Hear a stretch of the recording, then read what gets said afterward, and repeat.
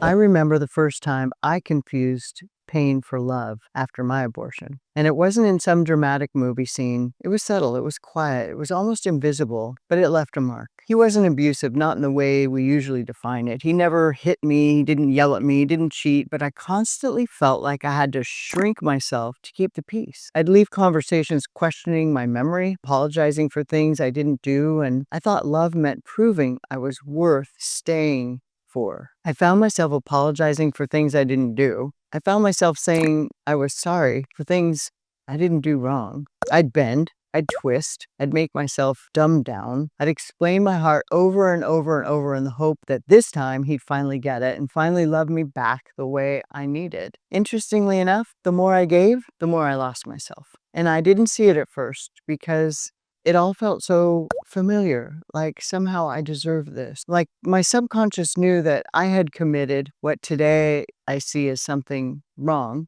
You see, the reason I feel that it felt familiar is I made a decision to end a life, and somewhere in my subconscious, there was an identity shift that told me I don't deserve real love. How could I kill my baby and deserve real love? Again, I'm not here for a religious or political debate or to judge anyone else. I'm here for those of us that have been traumatized, although being told there's no such trauma after abortion. Now, here's the part most people don't tell you. When love first felt like tension, when safety was always tied to someone else's approval, that becomes your normal. So I became the woman who smiled through discomfort, who made excuses for poor behavior, abysmal behavior at times. The woman who believed that if someone hurt me, I must have caused it. Now, that script followed me into every relationship after that abortion. And I, like more than 50% of women who've had an abortion, went on to have more than one. You know, in those relationships, I thought I was being loyal,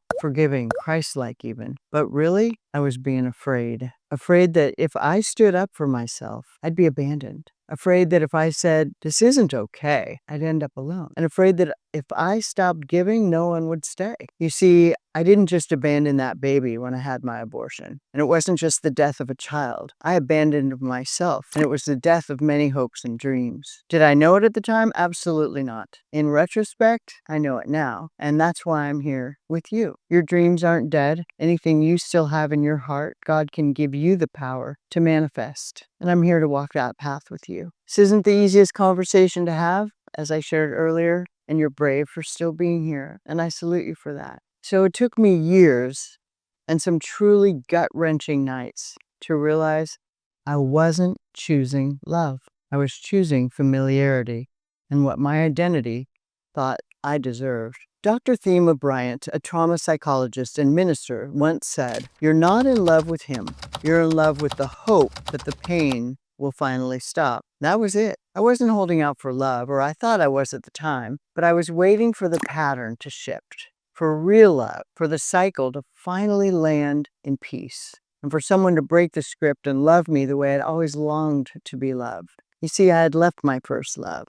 Jesus was my first love, and he adores you, every single one of you watching this video. So whether you know him or not, love him or not, believe in him or not, I believe he's loving you right now. Now, here's the thing about patterns. They don't break until you do something different. And sometimes that different starts with telling the truth and saying out loud, wow, this isn't love. This is survival in disguise. I said that the day I left. Now, maybe you've been there. Maybe you're there now. And maybe you keep replaying the same dynamic with a different face, a different name, a different season, but the same ache at the center. And that ache isn't proof that you're broken. It's a signal. It's your body saying, this doesn't feel like safety. It's your spirit whispering, this isn't the love you were created for. You're meant for something more. And when I finally stopped calling my pain passion and started calling it what it was, a trauma-bonded response, I began to heal. Thanks to a great mentor, I started asking myself better questions, like, who told me that love meant sacrificing myself? And don't get me wrong, I don't mean sacrificing certain of my needs to come together in a healthy relationship. I mean sacrificing my soul to pretend I wasn't who I was, but that I was this beaten down person who deserved less than true love. Ask myself questions like, who taught me that needing something makes me unlovable? And why does chaos feel more comfortable than calm? And slowly, I began to unhook. I stopped looking for clarity from people who thrived on confusion and chaos. I stopped explaining my heart to people who weren't even really listening. And I stopped believing that the more I gave, the more someone would stay, or the more they might actually give back. And instead, I began to offer that love inward. And that was the beginning. So if you've ever wondered why you love people who hurt you, I want to say this to you gently. You're not addicted to pain. You're repeating a pattern that told you that pain was the price of connection. But it doesn't have to stay that way, because love doesn't have to hurt to be real. Love can feel safe. Love can be soft. Love can hold you without needing to fix you. But to find that kind of love, you have to stop settling for the kind that hurts you.